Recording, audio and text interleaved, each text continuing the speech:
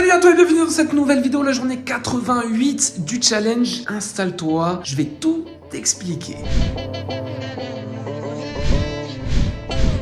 Aujourd'hui, pour cette journée 88, on avait un rendez-vous. On a eu un rendez-vous avec le barbeur. Si t'as bien suivi, je suis allé me couper les cheveux il y a quelques jours et on a discuté avec le barbeur. J'ai rencontré le patron. On a pu discuter ensemble et il était intéressé. Il était intéressé par ce que je proposais et il m'a envoyé un message récemment dans lequel il m'explique que ce serait cool qu'on puisse se voir pour discuter de sa visibilité digitale. Donc, c'est super et on s'est donné rendez-vous aujourd'hui. Mais ce rendez-vous a été avorté ou plutôt reporté. Tout simplement parce qu'il m'a dit qu'il y avait plein de trucs qu'il devait faire et il m'a expliqué qu'il avait une urgence à l'extérieur de la ville et que du coup on pouvait pas se voir et que du coup on devait reporter le rendez-vous. Donc pas de souci, moi il n'y a pas de souci. En plus il m'avait prévenu que c'était pas sûr, donc c'est pour ça que je t'avais dit normalement on a rendez-vous aujourd'hui, mais que c'était pas sûr, j'attendais de la confirmation. Donc pas de souci, du coup il m'a dit qu'il me recontacterait soit en fin de semaine, soit la semaine prochaine et qu'on pourrait faire ça rapidement parce qu'il est intéressé. Je te rappelle que c'est lui qui est venu vers moi, donc ça veut dire que c'est un prospect chaud. Donc ça veut dire que si je prends pas de rendez-vous avec lui ou si voilà je m'engage pas avec lui, ben lui il va aller voir quelqu'un d'autre parce que c'est un besoin qu'il a. C'est pas comme si c'était moi qui était parti le prospecter et qui avait créé le besoin chez lui. Après voilà, j'aime beaucoup aussi quand le client doit reporter un rendez-vous parce que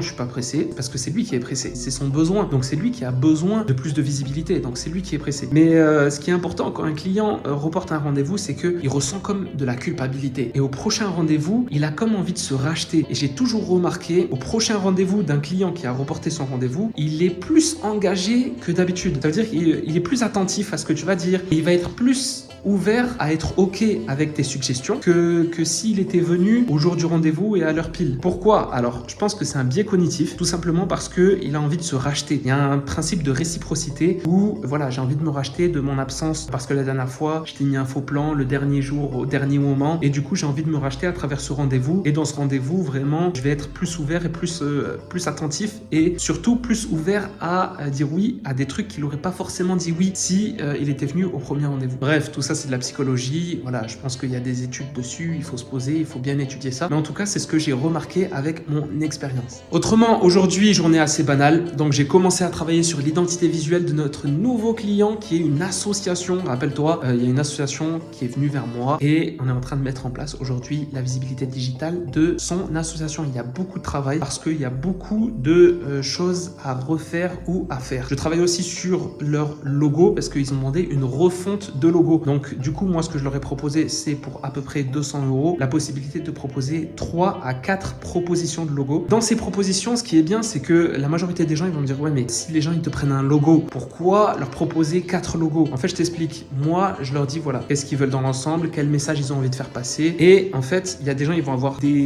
vraiment ils vont être très précis, ils vont savoir exactement ce qu'ils veulent, mais ça va pas forcément être marketing, ça va pas forcément les servir. Alors moi ce que je fais, c'est que je leur propose aussi des créations marketing, des trucs que moi avec mon expérience, je sais que ça pourrait bien fonctionner. Et généralement, quand je fais plusieurs propositions comme ça, généralement c'est une de mes créations qui est choisie au final. Mais aussi il y a la possibilité de pouvoir faire des mix. Par exemple, il y a des éléments du logo 1 qui sont cool et le logo 2 il est nul et le logo 3 il est super. Mais du coup on veut prendre des éléments du logo 1 et les mettre dans le logo 3, retirer des éléments du logo 3, bref. Tu vois ce que je veux dire? Et l'idée, c'est pouvoir vraiment proposer une espèce de palette au client pour que le client aussi puisse se projeter plus facilement et que derrière, on puisse avoir vraiment un résultat optimal et pas qu'il se retrouve avec un logo encore plus éclaté que celui qu'il avait avant. Voilà. Donc, c'est sur quoi je travaille aujourd'hui. C'est sur quoi je vais travailler aussi toute la semaine, voire toutes les prochaines semaines parce qu'il y a vraiment beaucoup de travail. Là, je t'ai même pas encore parlé de la gestion de leurs réseaux sociaux, leur création de site internet. Là, je suis même pas là-dedans. Je suis encore dans l'identité visuelle de leur asso. Donc voilà. Je te dis à demain pour la journée 89 du